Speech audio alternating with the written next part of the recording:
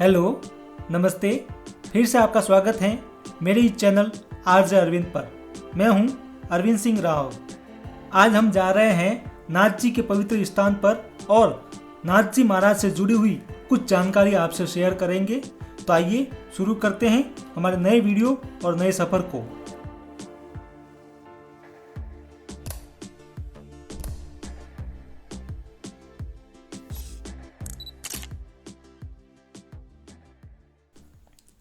आज हम जा रहे हैं राजस्थान राज्य के पाली डिस्ट्रिक्ट के नाना गांव में, जहां स्थित है नाथ जी महाराज का पवित्र स्थल।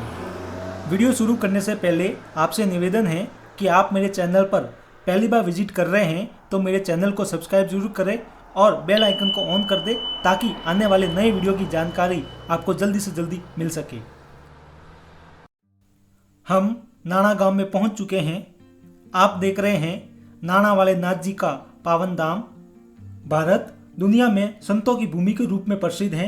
हमारी संस्कृति समय की चुनौतियों का सामना करते हुए एक उज्जवल दीपक के रूप में आज भी चमक रही है। भारत में आध्यात्मिक संस्कृति है जो शाश्वत है। यहाँ के संतों ने, यहाँ के महापुरुषों ने दुनिया के अनेक हिस्सों में हमारी संस्कृति को आज भी बनाए रखा है। भारत में कई प्रकार की धार्मिक संप्रदाय हैं। उन संप्रदायों में नाथ संप्रदाय का प्रमुख स्थान है। नाथ संप्रदाय के योगी जो नाना वाले नाथ जी के नाम से पूरे देश में प्रसिद्ध हैं। कुछ स्थानों पर श्री बद्रीनाथ जी महाराज, तो कुछ स्थानों पर परम पूज्य श्री श्री 1008 श्री नाथ निरंजन बाबा के नाम से प्रख्यात हैं। इन्होंने अनेक प्रकार के चमत्कार किए हैं। इनके चमत्कार से कई भक्तों का जीवन बदल गया है। आज हम बात कर रहे हैं नाना वाले नाथ जी महाराज की। इस पवित्र नगरी तथा इस पवित्र धाम पर आकर हमने यहाँ के वरिष्ठ नागरिक श्री मगन सिंह जी से बात की तथा कुछ जानकारियाँ इनसे हासिल की। गांव के अन्य लोगों से भी रूबरू हुए तथा श्री नाथ जी महाराज के जीवन के बारे में जानने का हमने प्रयास किया। इनके जीवन व उम्र से जुड़े हुए अनेक रहस्य हैं। कहते हैं कि इनकी वास्तविक उम्र का किसी को अंदाजा नहीं है। अलग अलग इतिहासकार इनकी उम्र को लेकर एक मत नहीं है, लेकिन लोगों के अनुसार माने तो समाधि के समय इनकी उम्र 5320 वर्ष की थी। जिन लोगों ने इनको देखा है उनके अनुसार कहते हैं कि जैसे जैसे दिन चढ़ता है वैसे वैसे इनके चेहरे की अवस्था बदलती रहती थी। सूर्योदय के समय इनके चेहरे पर किशोर अवस्था नजर आती थी, दोपहर में युवा अवस्था नजर आती थी तथा शामकालीन व रात्रिकालीन केवल कानों के कुंडल खिलते हुए नजर आते थे, जैसे कोई बूढ़ा व्यक्ति सामने बैठा हो। श्री नाथ जी महाराज के जीवन के इतिहास की बात करें तो कहते हैं कि साधु रमता भला और बहता भला नीर, यानी साधु व नीर हमेशा चलते हुए अच्छे लगते हैं। अगर एक जगह साधु ठहर जाता है तो वह ज्ञान रूपी गंगा एक ही जगह पर बहेगा। अगर पानी एक जगह ठहर जाता है तो वह बदबू मारने लग जाएगा। श्री नाथ जी महाराज की जीवन यात्रा की बात करें तो यह एक स्थान पर कहीं नहीं रुके। हमेशा परोपकार की भावना से लोगों की सेवा करते रहे तथा शिव की आराधना करते रहे तथा एक स्थान से दूसरे स्थान पर हमेशा पलायन करते रहे। श्री नाथ जी महाराज ने कभी हिमालय की वादियों में तप किया तो कभी गिरनार की अरावल पहाड़ियों में साधना की, कभी जूनागढ़ की धरती को पवित्र किया तो कभी गुजरात के अन्य भागों में चमत्कार कर दीन दुखियों के कष्ट दूर किए। श्री नाथ जी महाराज जूनागढ़ से खोडियाल गुफा में आए तथा वहां पर खोडियाल माँ की तपस्या की तथा माँ खोडियाल को प्रसन्न किया। माँ खोडियाल से आशीर्वाद लेकर श्री नाथ जी महाराज अर्बुद प्रदेश आ गए तथा आबू पर्वत पर तपस्या की तथा अर्बुदा पर्वत के आसपास के गांवों के दीन दुखियों व भक्तों की सेवा की। कुछ समय आबू पर्वत पर रुककर तपस्या की, फिर नई जगह के लिए निकल पड़े और सिरोही के पिनवाड़ा गांव की धन्य धरा पर आए तथा अपने चमत्कार व साधना से लोगों का कल्याण किया। पिनवाड़ा से श्री नाथ जी महाराज सिवेरा गांव गए। वहां पर श्री नाथ जी महाराज का ढोल नगाड़ों से गांव के लोगों ने स्वागत किया। गांव के लोगों के द्वारा किए गए स्वागत सत्कार से नाथ जी महाराज प्रसन्न हुए, जिसके कारण कुछ समय के लिए वे सिवेरा गांव में रुके। फिर वहां से श्री नाथ जी महाराज निकल पड़े तथा आमलिया गांव की पहाड़ियों में कुछ समय के लिए तपस्या की। बाद में आमलिया गांव के लोगों की इच्छा पूरी करने के लिए आमलिया गांव के शिव मंदिर में तप व साधना की। शिव मंदिर में धूनी बनाई तथा वे वहीं पर रुके। आज भी वहां पर चद्दर बिछाई जाती है जहां पर नाथ जी तप किया करते थे। ये जो आप देख रहे हैं ये वही जगह है जहां पर नाथ जी महाराज तपस्या किया करते थे। यह है नाथ जी की धूनी।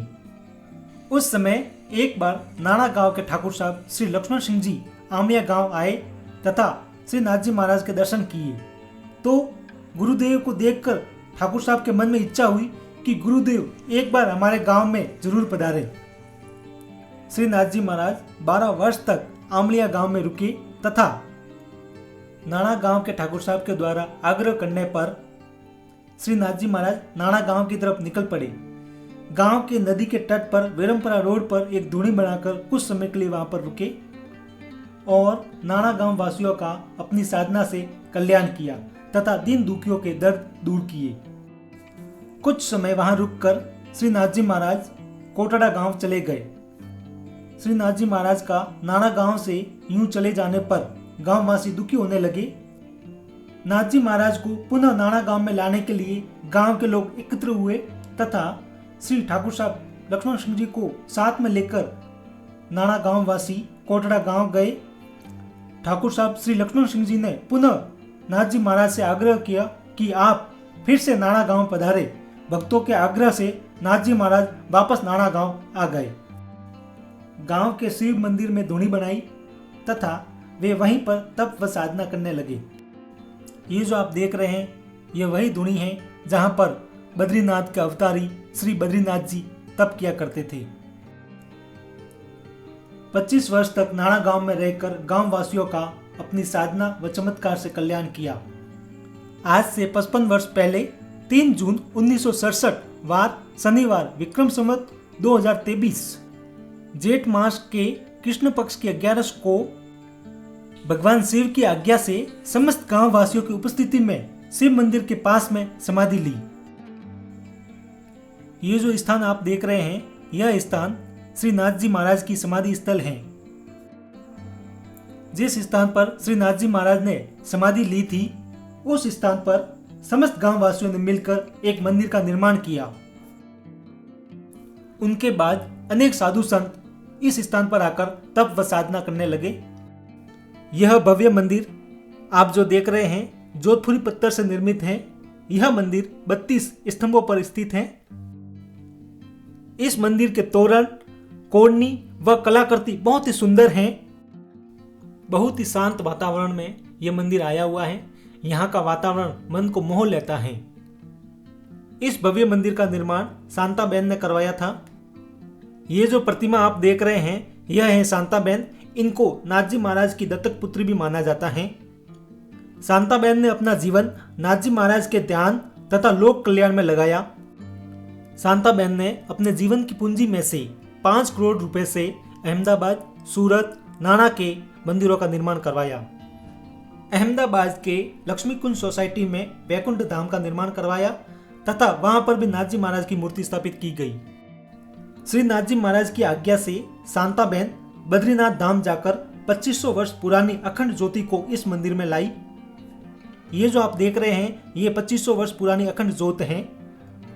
नाना के इस भव्य मंदिर का श्रेय शांताबेन को जाता है। वर्तमान में यहाँ आनंद बाईसा इस पावन धाम में साधना में लीन है तथा लोक कल्याण की भावना को लोगों तक पहुंचाने का कार्य कर रही हैं। समस्त गांव वासियों की तरफ से ठाकुर साहब श्री धनंजय सिंह जी के द्वारा इस मंदिर में प्रतिवर्ष ध्वजा चढ़ाई जाती है। इस मंदिर में भोजन व ठहरने की उत्तम व्यवस्था है, तो आप भी एक बार जरूर आए इस पावन धाम में। आपको आज का वीडियो कैसा लगा कमेंट करके जरूर बताएं। वीडियो को लाइक व शेयर जरूर करें। अगर आपको ये वीडियो पसंद आई हो तो मेरे चैनल को सब्सक्राइब भी जरूर करें। आज के लिए बस इतना ही, फिर मिलेंगे एक नए वीडियो के साथ।